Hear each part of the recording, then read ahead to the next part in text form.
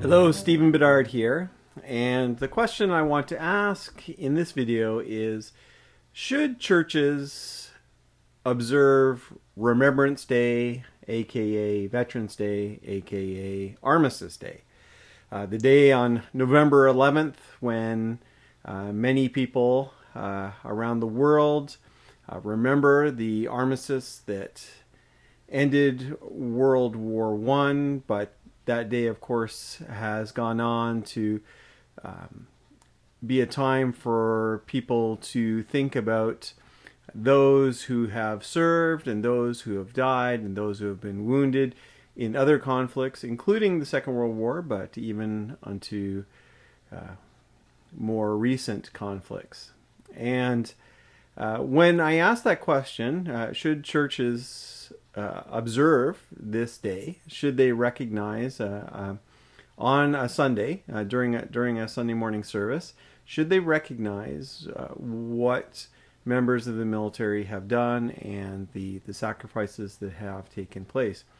And I know as soon as I bring that up, there's going to be a lot of people who will say, "Well, why are you even asking that question?" The answer is obvious. Now, the problem is that within that group that would say the answer is obvious, they would have two different reactions. And so there's going to be some people who are going to say, of course we recognize Remembrance Day or whatever that day is called in your country because it's important. There are military members who have served, people from our congregations who have served, some who did not return. We need to support these veterans. We need to pray for our military. We need to be thankful for the sacrifice that's been paid for our freedom. So of course we should be recognizing this day. But then there's going to be another group who are going to say, well, the answer is obvious. We should not do this. There should not be any recognition here because war and combat and all of those things are completely anti-Christian concepts. We're not going to have a special day in which we celebrate other sins. So why would we be doing that in church? That just is not right. The gospel is nonviolent, and therefore for us to lift up those who have served in an occupation of violence would seem to be very strange.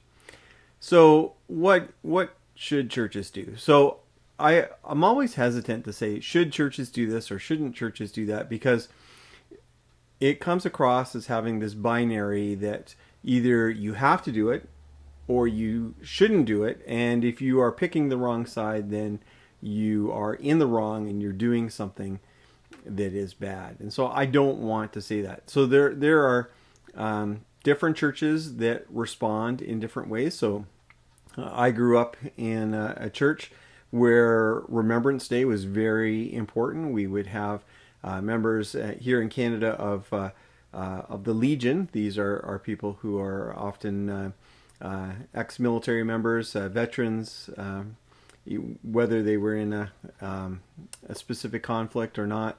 They would come in and they would wear their poppy. So obviously I'm already giving you a hint of where I might stand with this poppy. But they would come in and we would have the national anthem. We'd have the 2 minutes of silence and so on. And that was an important part of church life growing up.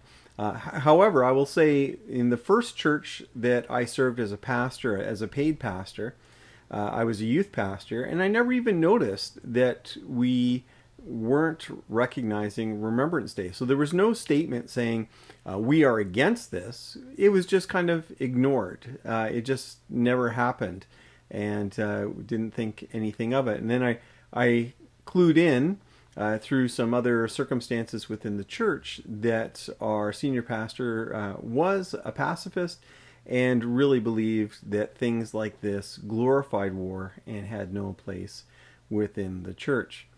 So there's some strong feelings here. And so I would be very hesitant to say say a Mennonite pastor, you need to start having Remembrance Day services. You need to start having the national anthem and having military members come in and speak and share. I would not do that. That would not seem to fit with that tradition. And so I don't see why we would encourage someone in that tradition to do that.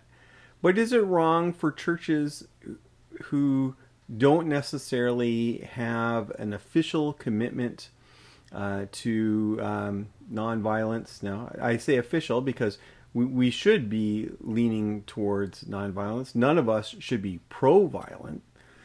We don't want to see war happen.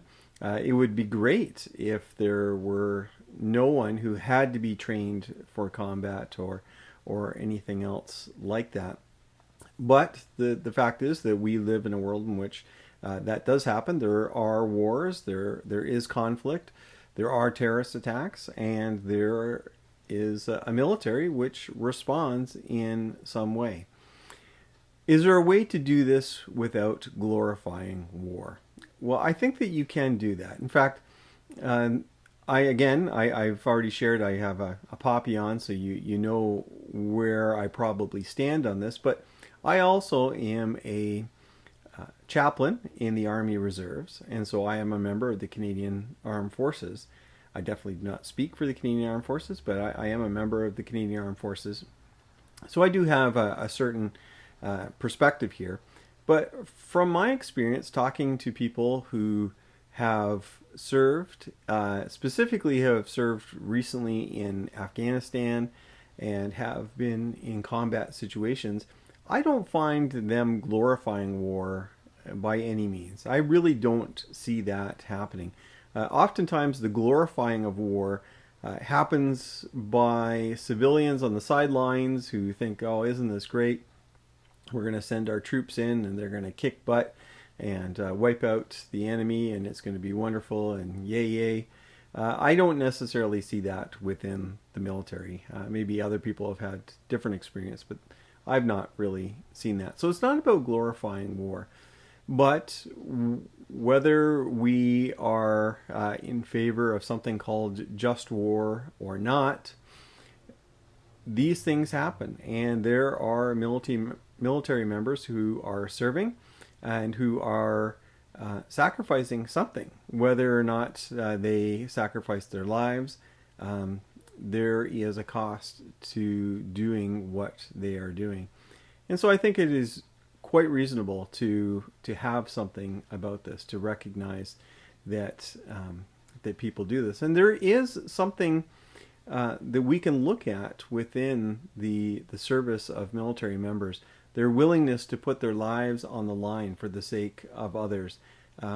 There's something Christian in that. Now you might say, well, yeah, that shouldn't be taken to the point of using force against an enemy group or individual, but there is something there that is Christ-like, the idea of willing to put service for others before ourselves.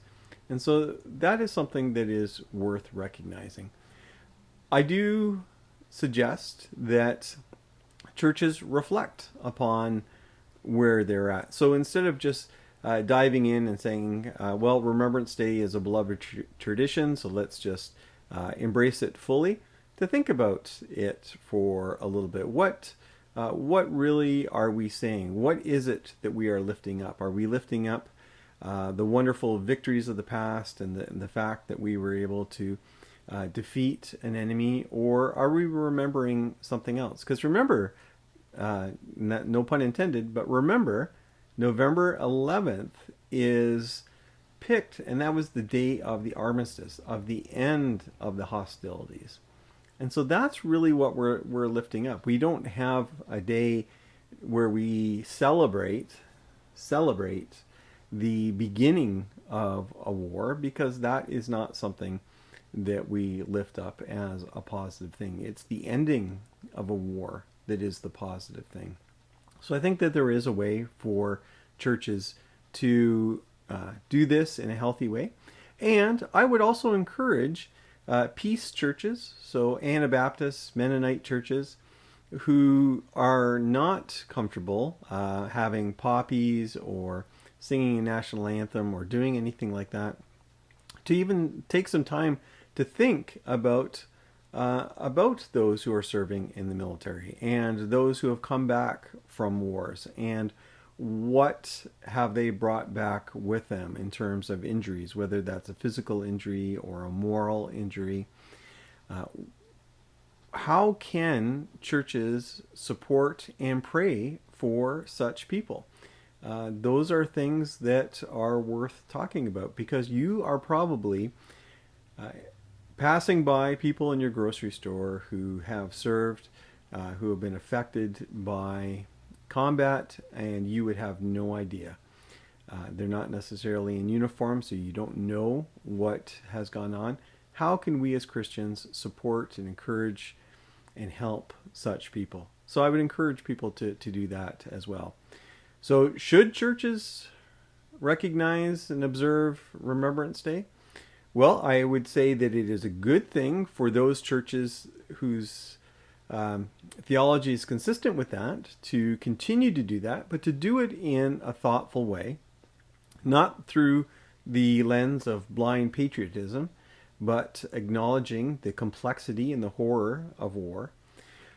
And it is okay for churches who are not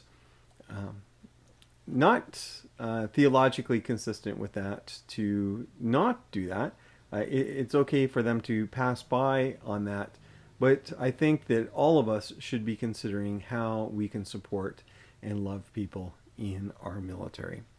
Thank you for watching this video. Please visit me on my website, stephenjbedard.com, and God bless.